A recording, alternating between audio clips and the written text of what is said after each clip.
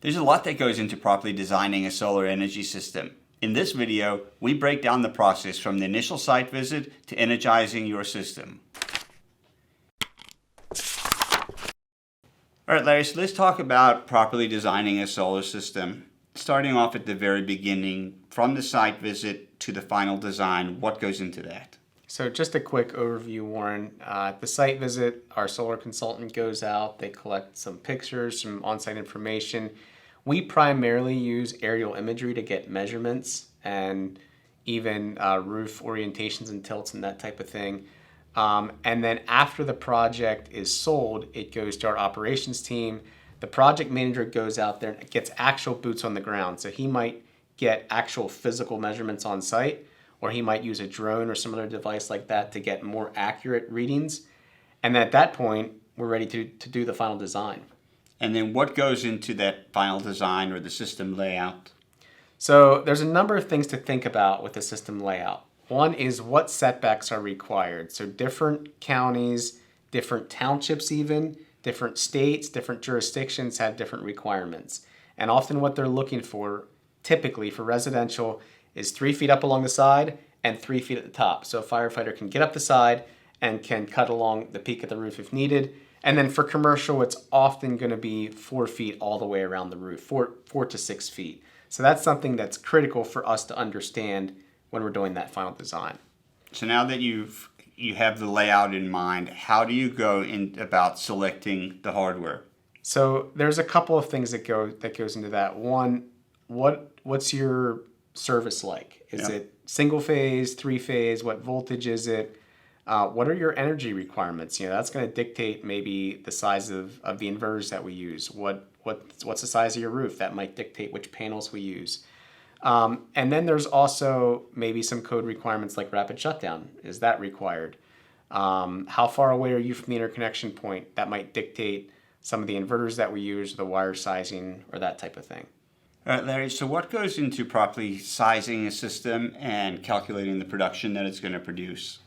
So there's a number of variables. So we have a software that helps us calculate the effects from shade, orientation, tilt, inverter efficiency, losses due to clipping if your DC to AC ratio is higher.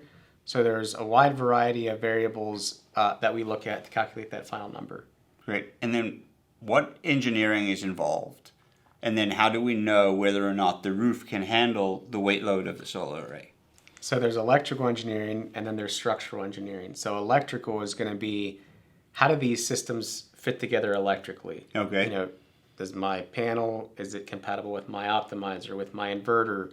Is my wire size big enough between the panel and the inverter to the point of interconnection? And then there's the structural side, which is like the racking. Is my racking strong enough to hold my panels? It will hold it when the wind's 120 miles an hour, when there's 30-pound snow load.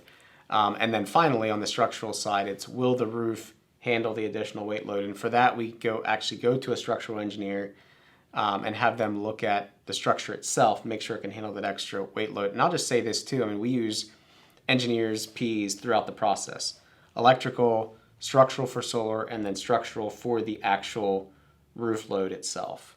All right, so what about code or utility requirements? So we already talked about 2 code items. One is setbacks, the other is rapid shutdown. There's a number of, the National Electric Code has lots of things you need to evaluate on your wire sizing side, and that's where we would use engineers and Ps to do that for us.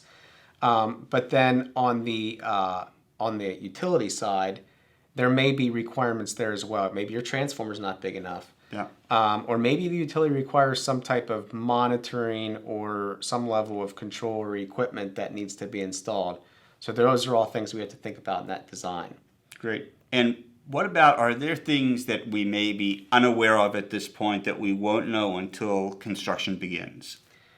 There might be a few things like that. For a ground mount, one thing is going to be, what's underneath the ground? Sure. Do I know I can pound these posts like I think I can? There might be cases where we don't know what's exactly behind the wall where we're installing inverters or other equipment. That's typically a very small issue. Typically, by the time we go to install the project, we're going to know pretty much everything we need to know as on the cost side. And what happens if changes need to happen after the contract is signed? So we always go through a formal change order process. We'll have a change order that the customer agrees to, that we agree to. Maybe the cost increases for XYZ reason. Maybe the cost comes down because the utility doesn't require that thing we thought they were going to require. So Yep. it could go either way, but there will be a formal change order process for that. Are there differences in the processes between residential and commercial installations? I would say the biggest difference is just the length of time. Okay. So the basic process is going to be very similar as far as when we come out to look at it initially, when we come out to look at it final. On the commercial side, you might have more kickback from the utility. Utility says, well, you can do that, but you need to install this additional equipment. On the residential side, typically it's going to be easier to get that through. And then does the process differ if you have batteries involved? There might be a small difference. Some utilities will want to know, Yeah. hey, how big is the battery system? How much can it discharge? That type of thing.